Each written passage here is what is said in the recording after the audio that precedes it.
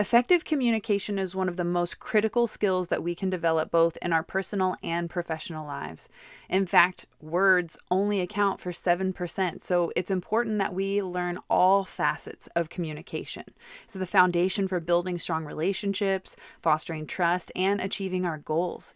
In this podcast, we'll explore 5 powerful strategies for mastering communication and building stronger relationships in every area of your life. Hey, we're Britt and Chris Carmichael, and you're listening to the Elevated Life Podcast. Throughout the 16 years we've been together, we've never ceased in our endless quest to better ourselves. We've studied top experts, philosophers, and gurus. After years of personal self-experimentation and working with thousands of clients, we've found the tools for shifting your beliefs, moving through fears, and developing a positive mindset that aligns with your authenticity, integrity, and soul purpose, regardless of your past. If you're ready for a breakthrough, then you're in the right place, because we're here to empower you to take control of your life with simple mindset shifts that create radical transformation. We'll be diving into topics like personal growth, health, philosophy, spirituality, relationships, success, and mindfulness. We don't shy away from the taboo topics like sex, hypnosis, meditation, and exploring altered states of consciousness. So create some space for yourself and get comfy. It's time to become the badass you were born to be. So when it comes to communication, we are talking about our throat chakra, our ability to express our truth, our creativity, and you have to have courage and confidence to be able to do that. When we're coaching our clients or even working at our couples retreat, communication tends to be the quote problem in all relationships, to ourselves and how we relate to other people, and in our intimate relationships as well. You know, what's really interesting is that a lot of times we don't struggle necessarily with our intentions. Normally our intentions are pretty good. A lot of times the thoughts in our heads are really good. The problem is always communicating that. It's always about taking that thought or that intention and then expressing it to the person that's in front of you in a way so that they can understand. And so the first huge tip that we have for you, and I think this could actually knock off a ton of the problems that we have, and that is to listen actively. One of the biggest problems that most of us do is rather than listen to the person, we think about what we're going to say next. And so we miss 50% of the conversation. We are only talking to ourselves. If you're only waiting for your chance to talk, if you're only waiting for your chance to prove that you're right or show how smart you are, what are you doing to the person that's sitting across from you? What are you telegraphing to them? It's the same. I don't care that much about what you have to say. So when you will sit there and listen, not think, not project unless you're going along, unless they're describing a story and you're going with them, not to do anything extra, but besides just be there. Until we can do that, we are not fully engaging with the other person. We're not really in a relationship. It's just one-sided. And so just sit there and just listen. You know what's also interesting about the throat chakra is it does encompass the neck and even the ears. So listening and speaking are both inherently of the same energy. And we all want to feel heard. We want to feel seen. And when you actively listen, you unconsciously activate that feeling for them, and it makes them start to trust you. One other amazing thing that active listening does for you and for the person talking to you is if you will ask clarifying questions. A lot of times that's where we get into trouble, is that we get mad at the other person or they get mad at us because we don't understand each other. We're not seeing things the exact same way. Sometimes different things are matching up. And so you want to ask questions, and you can only do that if you're listening. You can always just say, did you mean this? Or when you were saying this thing, were you talking about this thing? So that you both can get on the same page and both start to understand. And that leads me to our second tip, and that is to be clear and concise. When you have clear and concise communication, you avoid misunderstanding and the building trust factor that we just talked about. When you speak what is true for you, so many of us, especially if you're people pleasers, will say the thing that they think the person wants to hear rather than speaking their truth and just saying, I really don't want cheese on my eggs.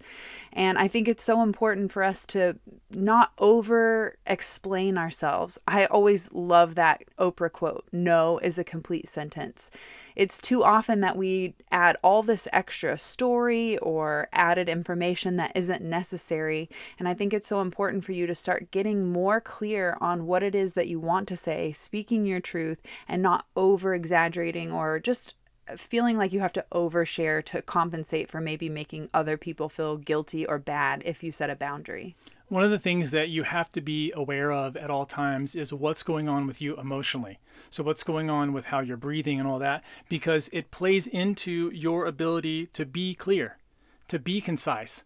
If you get too into your emotions, the thoughts come too fast. Your heart rate speeds up. You get in kind of a panic mode. So the thing that I like to do is to just take a breath. Just take a couple breaths. It's actually okay in conversation to take a pause. A lot of people think that they have to begin speaking immediately when the other person stops talking. And that's not true.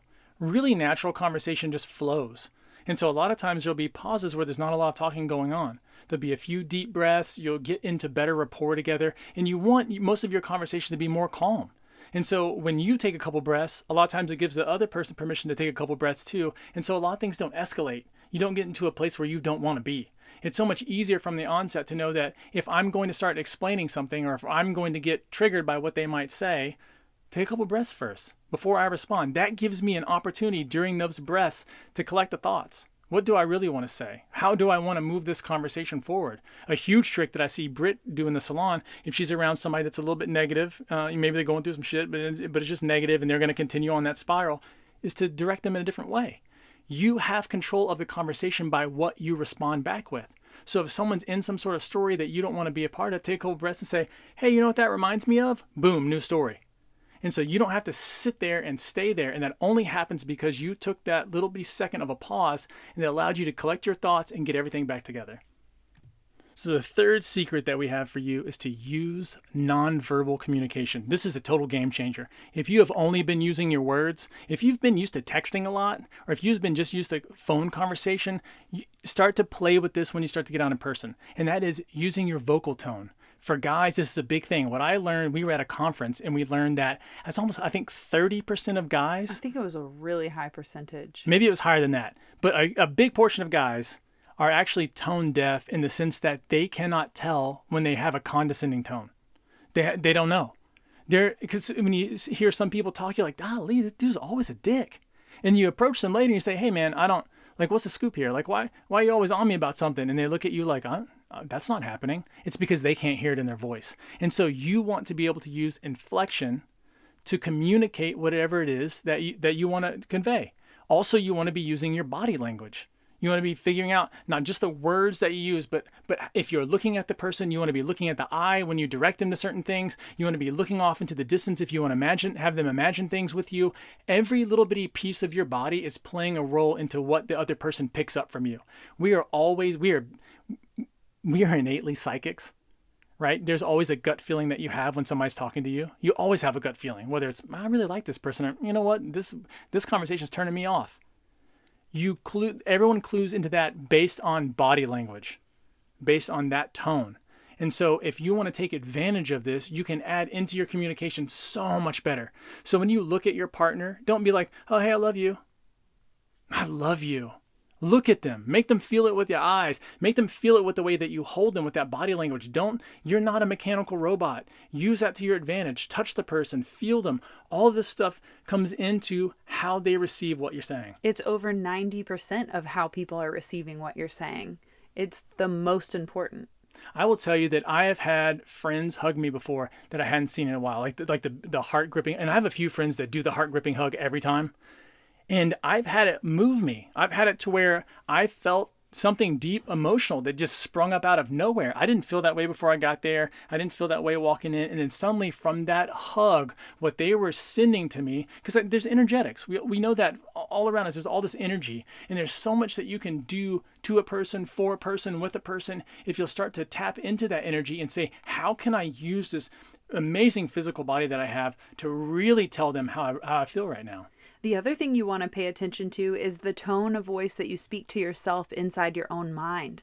When we started to do these exercises in our own personal life to discover the negative self-talk or just any self-talk that was going on, I started to notice the tone of voice wasn't even my own. It was people from a past, it was authoritarian, it was parent figures, it was that critical voice of my mom, it was like all of these other tones and voices that were playing in my head that weren't even my own, that were ruling the way that I thought and felt about myself. And it was reclaiming the way that I speak to myself and how I speak to myself with a lot more kindness, loving, and gentleness versus like, oh, you're like critical. You're never going to be good enough. That's not good enough. Can you believe that's not perfect? So it's shifting the tone from your internal tone is just as important and usually is how you portray yourself in the external world. You're bringing up something that's extremely important that I hadn't even thought of, and that is the fact that all these kind of tips, including body language, is something that you need to be working on with all of your internal dialogue. Because how you stand, how you sit, how you interface with yourself when you tell yourself certain things. Like if you're trying to get motivated, but your body language sucks, or you're crossing your arms when you're out with people. When we go to our retreats, a lot of people who are around, they're just strangers. Everybody's strangers, right? When you're around a bunch of strangers, the easiest thing to do is to cross your arms. And at our retreat, we have a rule: you don't get to cross your arms. Like you're going to be open and receive. Like that's what we're here to do. That's what we're going to start off doing. And the first way that we do that is by talking about body language. Have you been to Carmichael's retreats? They don't let you cross your arms. It's so important because so before we do retreats, we get on the first night, and Britt always asks me the same question, and that is, how can people get the most out of this retreat? Like, do you have any advice for people? Because we've had enough now to where you can tell what certain people are doing and what other people are not doing and what's causing issues. And the biggest one of the biggest ones is that you have to open yourself up. We have to constantly open ourselves up to experiences. And that's one of the big deals here is that sometimes when you actively listen, you hear things that you didn't want to hear. But those things are things that need to be talked about. They're things that are important. And only in that open state can you make change. If you're closed off, you're just going to continuously repeat the same patterns over and over again. The second that you begin to have an open mind, and I don't mean you accept everything, I mean that you at least embrace it and say, okay, that's what's going on. That's the reality of the situation. Now I can do something about it. Now that I know, now that it's in my awareness, now we can have a real conversation about what's going on. I like that. Embrace versus accept. Oh, that's beautiful. All right. Our fourth tip on mastering communication is to practice empathy. Empathy is the ability to understand and share the feelings of others. It's like you can pick up on if someone's sad, if someone's mad. When we practice empathy in our communication, we show that we care about other people and that we're willing to work together to find a solution. To practice empathy, try seeing things from the other person's perspective and acknowledge that they might be hurting too. My mom is famous for her many pearls of wisdom, and she would always say, put yourself into other people's shoes, think before you speak. And I think it's so important for us as we gain spiritual awareness, emotional intelligence, and maturity. It's very important for us to recognize that if someone's being an asshole, like we all know that hurt people hurt people. So when you start to feel triggered, or if you're in communication with someone where you're starting to feel that, wow, they're really upset or they're feeling pain, I think it's so important for us to disconnect ourselves and not immediately take on the fact that we think it's about us. I feel like sometimes in communication, people are sharing their truth, their story, their problem, and immediately we think that they're projecting onto us that it's our fault. Which in fact, maybe they're just finally feeling safe enough to share with you, and instead of feeling like it's like I did something wrong or it's about me. Try practice empathy. Try practice understanding that they're going through things that have something to do with their own self. This is something really important too, because empaths obviously naturally do this. The problem that a lot of people run into is that they take on the burden. So when you are practicing empathy, that doesn't mean if they have a headache, you get to have a headache too. If they're hungry, now you're hungry. I'm not trying to take on their pain. I have my own stuff, right? I have my own stuff that goes up in my life. And so what you want to be doing is to give yourself enough of a connection so that you can understand them. So you can open up your heart and understand them, console them, whatever it is that they need in that moment, whatever you've shown up to do. But to not take that out whenever I walk out the door, whenever I leave the house, whatever, I don't carry any of that with me. That is theirs, and they get to keep it for as long as they want to for whatever lesson they need to learn. I don't take that with me. So it's so important that as you're practicing empathy, you give yourself enough of a distance so that you don't carry the other person's problem with you and add that into your life. Yeah, like recognize that people are hurt and that people have gone through things and you know what that feels like, but don't take that burden onto yourself. And even if you're in like a heated conversation with your partner, you still don't have to take on their problems as your own, but you can still have compassion and care that they're experiencing that.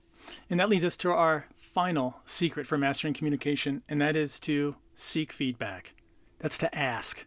Years ago, I figured out that I'm not the smartest man alive. And it's much easier, and even if I was, it's much easier for me to simply ask Britt how she's feeling or how she feels about a certain thing, how she feels about the way that I'm communicating. Because even though we've been together for a lot of years now, there's still times where she's like, she thinks that I meant something else. And I'm like, whoa, whoa, whoa, whoa, whoa. I didn't even know that was a thing. I didn't know I was coming across that way. Because sometimes my mind might be somewhere else. I might be thinking about something different, and so I use that tone of voice about what I'm thinking about something about dinner or about something about the animals or whatever it is. And so as you're engaging, start to ask the person, because remember, communication is for them. It's not for you. Once you're with another person, all of your communication is directed towards them. When you're self-talking, all of that's geared towards you. Yeah, words were created so that we could communicate with other people, not with ourselves. And so it's so important that you are using a communication style that they like. You got that? They like. There are so many communication styles. You've got direct communication where people will just be honest and upfront about stuff. You have indirect communication where people will be a little more vague and allow more interpretation. That's sort of the passive versus aggressive style of communication. And so you have to find, what does the other person respond to? Your goal of communication is always a certain goal or a certain outcome that you would like from a specific meeting together. And the feedback that you're trying to get is, how am I going to make this better next time so that this conversation's easier and smoother and they're happier and they like me more and more money's raining down on me? It's all about the way that you communicate with them. So ask for that feedback. Ask them, how am I coming across? How do you feel when I see you, when I haven't seen you in hours or in days? Like, what am I projecting to you? What's the idea that you get in your head? And when you start asking people like that, you can make modifications immediately. Immediately begin to plot out like, okay, well, how would I do this differently? Because once you learn, there are only so many conversations that we have in life. There's only so many normal, typical, average conversations that we have. Get good at those. Get good at having those small talks. Get good at having the longer, deeper conversations. They all have an arc. They all have a certain pattern to them. Learn them. It's like you avoid the conversation because you're afraid that you'd be exposed for not being perfect or good enough, or, it really just takes the guessing out of the game. But we create this whole story around, well, I don't want to ask because then it makes me not good enough. And then it basically fulfills your fear in the first place of, well, my relationship isn't as great as it should be because I was too prideful to even ask, what could we change to make it better? It's not an ego battle. If you're going to be in a relationship with somebody, this should be the two of you progressing, both of you forward. There should be an entire team set up. And so you don't want to drown the team. You don't want to hold the team's head underwater. Your whole goal is to be able to speak in a certain way so that it conveys the messages that you want. And if you don't know how they receive information, you can't give them what they need. And being able to ask, like literally asking people for their input or feedback, puts them on a totally different vibe. It allows people the chance to be honest in conversation with you. And you can start off like, hey, look, I really want to improve the way that I'm communicating. When I do this, does it make you feel this way? Or do you feel differently? And, start to have these kind of prompts that you give with people so that you can begin to figure it out. Because we want to make life easier. The whole goal of communicating is just to make life a little easier, to be able to express ourselves, to feel loved and appreciated. And if you're not focused in on that, then you're missing out huge chunks, and all you're doing is making up stories in your head. Another fun tip that I'll leave you with before we close out today is that I always pay attention to how people use their language if they say think or feel when they're describing themselves and what's going on in the situation. Pay attention to if you hear people say, I think that this would be cool, or I feel like this would be cool. right? They're two very almost similar phrases, but it shows you what language the other person is using to process. So when someone says, I feel this way, they're more of an emotional, like body processor. And when they say, I think this could be cool, they're using their logical and analytical mind. And it just helps to put you in the same, basically the same bracket of language where they feel like they can, that they're understood and that they can trust you. Yeah, it's really because you'll see some people go into a room. Britt will do this, and she'll talk about the way a room feels, right? And I may say, well, it looks like this. We're not on the same page then. We're not going to carry each other through. We're on two different brain wavelengths, and we're talking about different things. And so it's so great to key in on this. This is something that you can just use and use and use because you want to always be matching with it. And people will flop back and forth in between different ones. So normally a person is one way overall, but they will definitely constantly flip back and forth based on the way that they're seeing the input or feeling the input or hearing the input in their body. You can tell what sense organ they're really into. And so you always want to be talking to them in that. I cannot tell you how many couples we've seen that will make that subtle change in the way that they speak, and the whole relationship changes. They're like, oh my gosh, I thought you didn't understand me. I thought you didn't understand what I was going through. I thought you couldn't help me, but you're just using different words. I feel like because we're recording during Mercury retrograde, all the words and communications are like wanting to come out. I feel like I also want to share this mind-blowing thing that like I had this perspective shift when someone asked me, what is it called when you put letters together to create words? It's like spelling, casting spells. The words that we are using are casting spells. It is called spelling. It's like literally written in the word right there and in the definition of it. So when it comes to communication, it's not just how you do it, but also the intent behind it, the energy, the love behind it. Are you communicating words of love and peace and kindness and building other people up? Or are you communicating anger and hatred and fear and negative to the conversation? It really matters. And we're on here, and I feel like almost every single time we talk about surrounding ourselves with good people, with positive people who lift us up and stuff like that. But with your communication, how about you work on being one of those people? We're always looking for people to be around us that are amazing, but maybe that's what we need to be. And so sometimes you also have to figure out, what is it that motivates people? What is it deep inside them that drives them? And start looking at those drivers so that you can add them into your regular pattern of languaging. And so that when you're talking to them, you both can feel excited. Because that's like the spark of life, getting around a person and just being lit up by the energy that they have. Like not trying to drain them, not trying to ask them to do a bunch of stuff, but just being around the essence of someone who gets it. Being someone who's going to understand and mirror you back and talk to you in a certain way. Start to cultivate that within yourself because you want people seeking you out for the exact same thing. Ooh, this has been so much fun sharing. I feel like we could go on the topics of NLP and all the things in relationship communication. I feel like it started to turn that direction, which we had no intention of doing that, but we've learned so much about communication in our own personal relationship and how we both approach things very differently but mean the same thing. And that usually is the case. So give people the benefit of the doubt and know that you can have grace and flexibility and empathy when communicating with others. Make sure that you speak from the heart, you speak your truth, and no more people pleasing. Say what you mean and mean what you say. And until then, we will catch you next week. Peace. Thanks so much for tuning in to the Elevated Life podcast. If you loved this episode, please share that love by leaving us a 5-star review and spreading the good vibes on social. You can tag us at the Elevated Life Club. Want more wisdom from us? Become an elevator by joining us inside our monthly membership club at theelevatedlifeclub.com to discover mindset upgrades, lifestyle hacks, and spiritual tools to elevate your soul. Each month features a live group coaching masterclass, guided meditations, yoga practice, and more to help you transform your life one step at a time. It has all the tools, coaching, and community you need to level up, progress every month, and keep going in every area of your life consistently over the long term. Join us in the club and start your transformation today by signing up at theelevatedlifeclub.com.